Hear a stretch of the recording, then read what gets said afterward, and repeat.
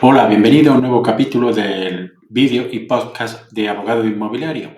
En el día de hoy te voy a hablar de numerosas cuestiones que entran en vigor en este año 2024 referido al ámbito inmobiliario. Algunas ya estaban en vigor desde el año pasado, pero cuya implementación va a tener sobre todo lugar en este año 2024. Quédate, que esto te puede interesar.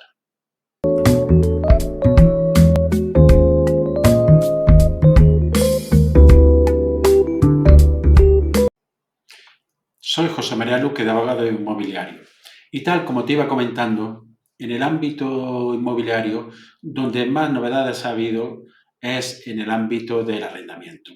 El Gobierno ha dictado numerosas leyes, ya la conocida Ley de la Vivienda del año 2023, en el mes de mayo, y otras numerosas reformas que va metiendo en otras leyes y que muchas de ellas se regulan como reales decretos ley, lo que evita la discusión parlamentaria y un buen estudio y un buen asesorarse por las partes, por todos los intervenientes que pueden verse afectados, sino que gobiernan mucho en decreto ley con la inseguridad jurídica que ello crea, que luego deben de ser ratificadas por el Parlamento, como ha sucedido en algunos de ellos, que no ha sido ratificado.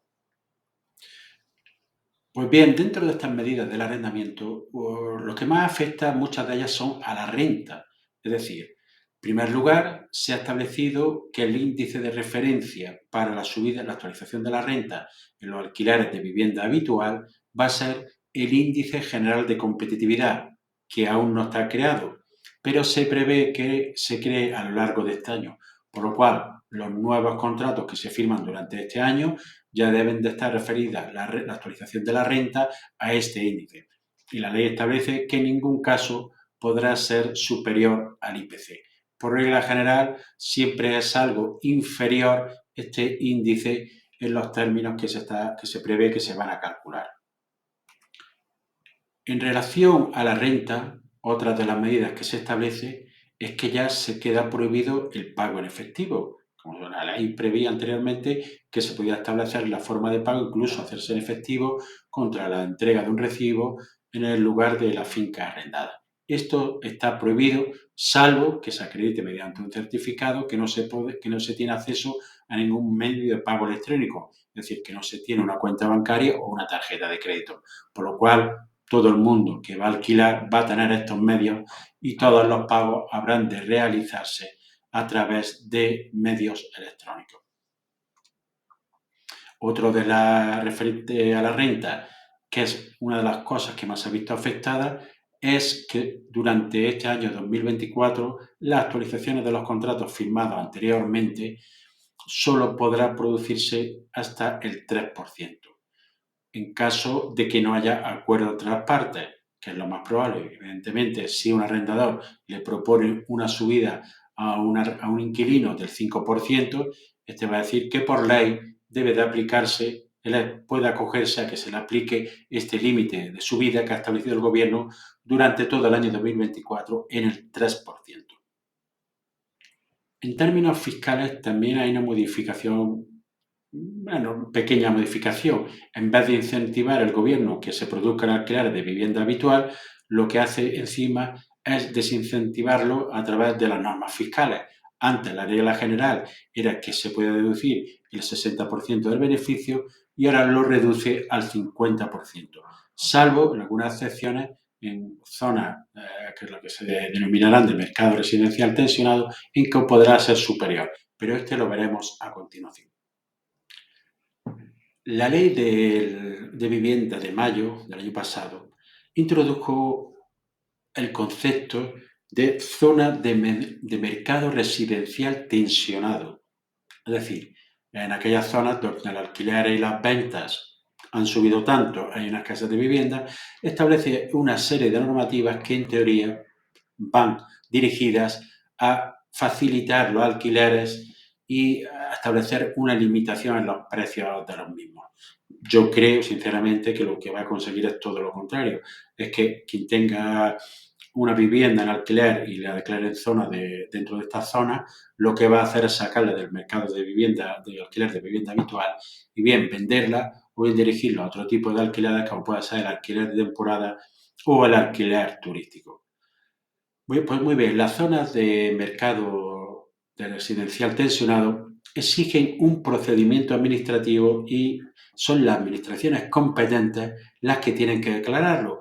A través de unos periodos de información, una serie de requisitos que deben de cumplir, se puede declarar la zona como zona tensionada. En estos casos, ¿qué importancia puede tener para el propietario de una vivienda? Pues bien, fundamentalmente son dos.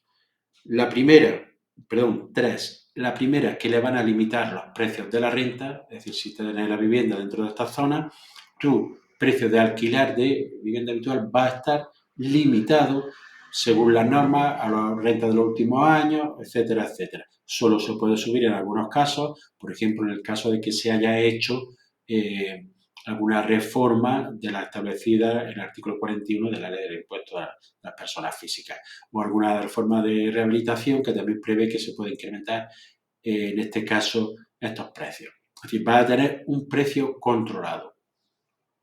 El segundo de los aspectos, en este sí favorece al propietario, es que va a ser mayor tu deducción fiscal. Hay una serie de casos en que se podrá llegar incluso hasta el 90% de la deducción fiscal del beneficio obtenido, o bien incluso el 70% o el 60%, dependiendo de las situaciones. Pero ¿qué sucede? Que ya el primer problema, que el gobierno dicta una ley sin tener en cuenta las comunidades autónomas, que van a ser aquellas que van a tener que aplicar y declarar junto con los municipios, que son los que tienen realmente las competencias, qué zonas son de mercado residencial tensionado. Ya hay alguna iniciativa que se conocen por la zona de la Comunidad Autónoma de Cataluña, y en que se prevé algunas zonas, por ejemplo, que pueda crear el Ayuntamiento de Barcelona, también otros ayuntamientos del País Vasco lo están estudiando, pero requiere todo un procedimiento para hasta que se llegue a aprobar. Mientras no sea así, la normativa que se sigue aplicando es la general. Otro de los aspectos que se ha regulado de una forma de última hora que se ha producido una prórroga es la prórroga para evitar la moratoria y la suspensión de lanzamientos en determinados procedimientos de desahucio. Esta norma surgió en el año 2020 debido al tema de desgracia que tuvimos con la pandemia del COVID, en la que se preveía que se una moratoria en los procedimientos de lanzamiento de desahucio a aquellas familias, sobre todo, que tenían la declaración de vulnerables.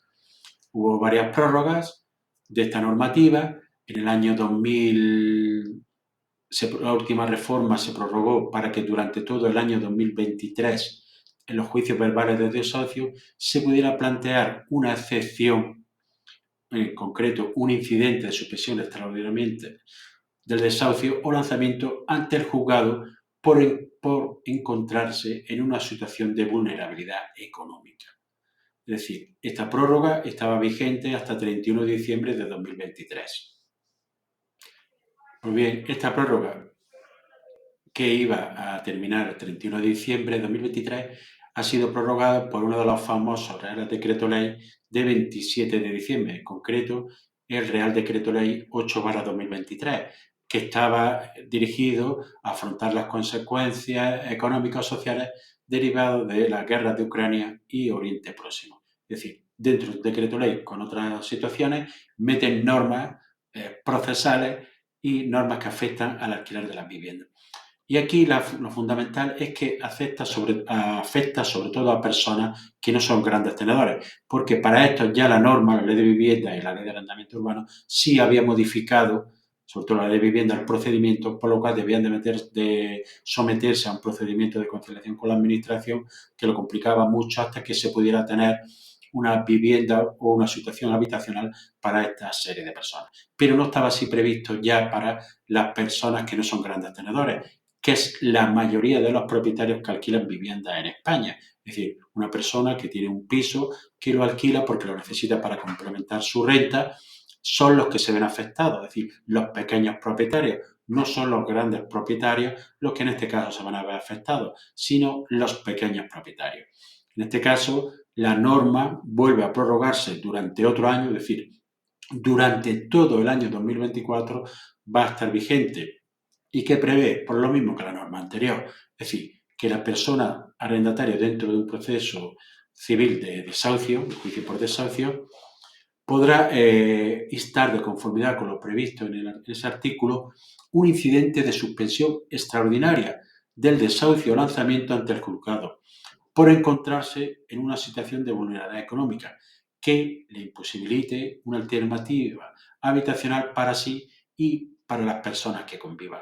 Es decir, una suspensión, mientras que se tramita el incidente, se sucede con todo lo que tardan los juzgados, va a causar un gran prejuicio a numerosos pequeños propietarios.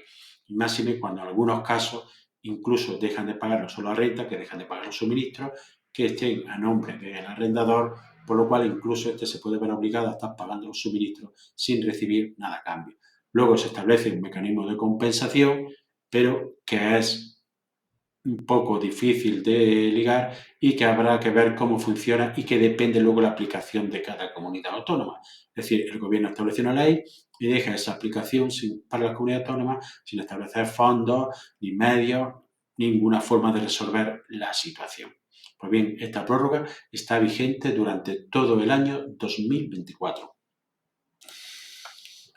Por último, comentar una norma que se habla poco, pero que también puede afectar en algunos casos, que es en el Real Decreto Ley que te he comentado anteriormente sobre el 8/2023, sobre que fue aplicado para afrontar las consecuencias económicas y sociales derivadas de los conflictos de Ucrania y Oriente Próximo, también se realiza ahí de una forma civilina, que no se da casi nadie cuenta, pero que puede tener importancia, que es la modificación de los coeficientes en lo que es el impuesto del valor de los terrenos de naturaleza urbana, es decir, lo que se conoce popularmente como plusvalía. Es decir, si tienes que pagar plusvalía, hay que tener en cuenta que estos coeficientes se han modificado. Esto afecta sobre todo a aquellos ayuntamientos que no han establecido una ordenanza local en la que establecen los coeficientes y además en aquellos que tengan una ordenanza y no se adecúen a las normas que se han publicado, sobre todo en los coeficientes máximos. En la mayoría ha habido una subida en algunos coeficientes, pero en otros ha habido una bajada, es decir, se han deflactado, por lo cual si el ayuntamiento tiene una ordenanza que está por encima de estos coeficientes, serán estos los que se aplicarán y el ayuntamiento deberá de adecuar los mismos. Es decir, la ley publica coeficientes máximos para aplicarse en caso de que se tenga que abonar la plusvalía. Hay que tener en cuenta que estos coeficientes se aplican dentro si no hemos optado por los valores reales de valor de adquisición y valor de transmisión. Si no se hace así, los ayuntamientos, la liquidación de plusvalía, aplican estos coeficientes. Bien los que tienen publicados sus ordenanzas locales o bien los que sean establecidos legalmente. Pero siempre la ley es el límite para lo que se pueden establecer las ordenanzas locales. Espero que te haya gustado este capítulo. Recuerda que te puedes suscribir y nos vemos en un siguiente capítulo. Que tengas un buen día.